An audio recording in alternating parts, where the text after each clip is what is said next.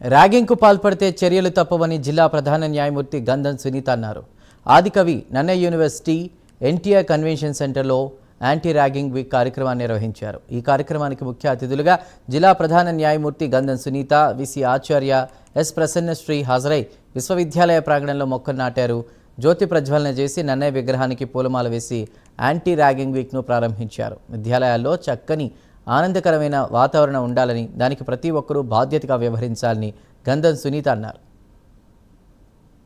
ఆదికవి Nannaya university వారు anti ragging week అనే సందర్భంలో ఏర్పాటు చేసిన మీటింగ్కి ఇన్వైట్ చేసి స్టూడెంట్స్ అందరినీ అడ్రస్ చేయమని చెప్పి వైస్ ఛాన్సలర్ గారు శ్రీమతి ప్రొఫెసర్ ప్రసన్నశ్రీ గారు రిక్వెస్ట్ చేసిన దాని మీద ఈరోజు ఇక్కడికి రావడం జరిగింది. ఈ యూనివర్సిటీ అట్మాస్ఫియర్ కానీ అలాగే బిల్డింగ్స్, ఉన్న ఫెసిలిటీస్ స్టూడెంట్స్ అందరినీ చూసిన మీదుగా చాలా ఆహ్లాదంగా, చాలా సంతోషంగా అనిపించింది.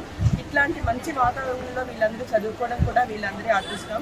అలాగే యాంటీ ర్యాగింగ్ అనేది కూడా ఎరాడికేట్ చేయాలని చెప్పి ఆ ర్యాగింగ్లో ఇన్వాల్వ్ అయితే స్టూడెంట్స్కి ఎలాంటి ఫ్యూచర్ ఉంటుంది అనేది కూడా ఎక్స్ప్లెయిన్ చేసి వాళ్ళకి చెప్పడం జరిగింది.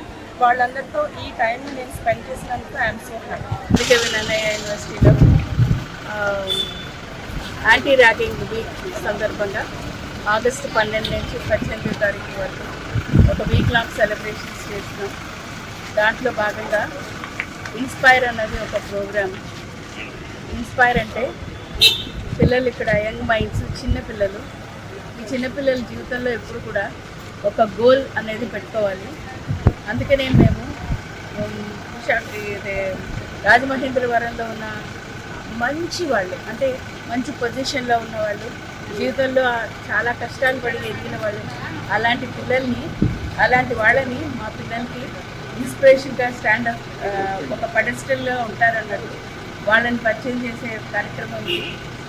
ఎందుకంటే పిల్లలకి మోటివేషన్ ఇది చేయొద్దు అని అంటే వాళ్ళు అదే